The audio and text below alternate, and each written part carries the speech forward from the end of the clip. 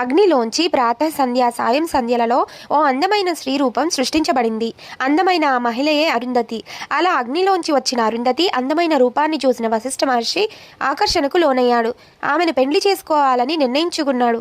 వీళ్ళిద్దరూ వివాహం చేసుకునే సమయంలో వశిష్ఠ మహర్షి తన చేతిలోని కమండలాన్ని అరుంధతికి ఇచ్చి తాను ఎప్పుడైతే తిరిగి వస్తాడో అప్పటి వరకు ఎదురు చూస్తూ ఉండమని ఆదేశించాడు.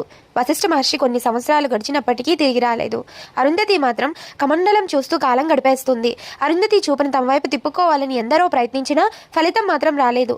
దీంతో చేసేదేమీ లేక వశిష్ఠుడు ఎక్కడున్నాడో తీవ్రంగా అన్వేషించి చివరికి వశిష్ఠుడిని తీసుకుని వచ్చి అరుంధతి ముందు నిలబెడతారు. అప్పుడు మాత్రమే తన చూపుని వశిష్ఠుడి వైపుకు తిప్పింది. అప్పటి నుంచి అరుంధతి మహాపతివ్రతగా పేరు సంపాదించుకుంది. తాను ఎప్పుడూ కూడా గగనంలో శాశ్వతంగా నక్షత్ర రూపంలో నిలిచిపోయింది. అందుకే తాళి వెంటనే కొత్త జంటలకు అరుంధతి నక్షత్రాన్ని చూపెడతారు. అరుంధతి లాంటి లక్షణాలు కలిగి ఉండాలని, మీ బంధం ఎప్పుడూ అరుంధతి వశిష్ఠుడిలా కలకాలం నిలిచిపోవాలని కోరుకుంటారు. మహాపతివ్రత అరుంధతి కథ ఇది.